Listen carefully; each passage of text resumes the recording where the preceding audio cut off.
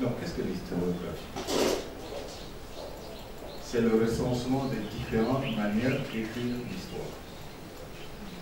Alors, ce qui fait une histoire passionnante, c'est une histoire à débat. Ce n'est pas une histoire monolithique où tout le monde accepte que quelqu'un dise l'histoire et que les autres la digèrent.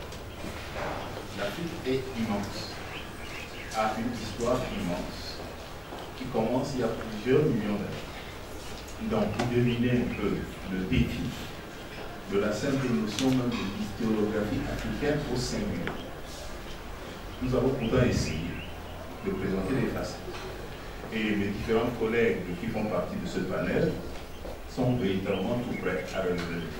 Alors, selon le petit Robert, le mot renaissance signifie réapparition, ou encore une nouvelle essor d'une chose humaine. Mais alors, qu'est-ce que peut être alors la renaissance africaine? Dans le dernier livre que Cheikh Anta Diop nous a fait, parce qu'après la conférence de Yaoundé, un mois après il est décédé, mais avant de décéder, il avait laissé une interview. Cette interview, on l'appelait l'oncle Pic. Il a dit ceci, en parlant, quand on avait dit, qu'est-ce que c'est que la renaissance africaine? Il a dit, ce qui intéresse, par exemple, le peuple serbe, comme ce qui pourrait intéresser le peuple sénégalais, c'est justement de redécouvrir ses humbles origines. C'est cela qui intéresse, refaire le chemin que de nos ancêtres ont suivi jusqu'à nos jours. Qu'est-ce que c'est que la renaissance européenne? Alors je me suis dit, les Européens ont déterminé, pour les chercheurs, 3 phases.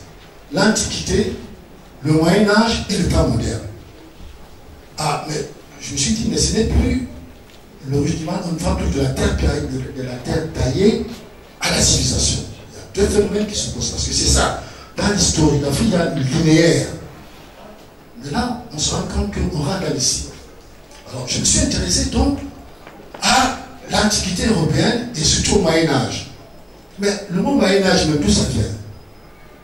J'ai fait mes enseignements en Angleterre, l'université de Barking, et là, ils appellent le Moyen-Âge Dark Age. Dark Age, nuit noire. Nuit noire. Et nous avons là, à peu près, à cette époque-là de la nuit noire, tous les pays de l'Europe. Mais qu'est-ce qui a amené d'abord la nuit noire en Europe? C'est l'impression qu'on continue à l'enseigner aux enfants. L'histoire, c'est la connaissance du passé. Oh, par quoi? Basé sur les écrits. Donc j'ai retenu un peu. Alors, dans une causerie avec des étudiants à l'université, j'ai demandé, quand vous dites connaissance du passé, que veut dire passé? Et c'est là qu'ils m'ont appris que le passé, c'est ce que mes prédécesseurs ont fait. Ceux qui sont venus avant moi pour vivre et survivre ont fait des choses. Donc la connaissance et l'écriture de l'histoire signifie la connaissance et l'écriture de ce que mes prédécesseurs ont fait. Je ne pense pas qu'il y ait ici dans la salle un individu qui me dise qu'il n'a pas de prédécesseur. Je ne pense pas. Pour quelles raisons les Arabes et les Européens ont été initiateurs de notre histoire? Précisément parce qu'ils voulaient étendre leur territoire, occuper les terrains et asservir les Africains. Par conséquent, j'ai l'habitude de dire que tous ceux qui me disent qu'ils ont fait des doctorats en histoire là, j'ai peur. Ils sont grands historiens parce qu'ils sont les répétiteurs et les commentateurs de ce que le blanc a dit de moi.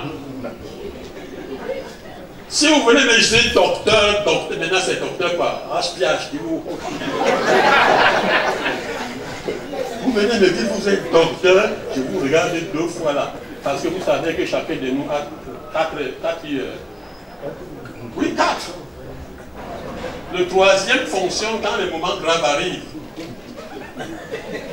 Donc quand vous me dites que vous êtes docteur, je vous regarde avec mon troisième œil. Vous êtes un bon commentateur. Égypto-nubienne authentique de l'unité africaine, de l'unité et de la Renaissance africaine. Je vais vous en donner lecture. Il s'agit d'un court résumé.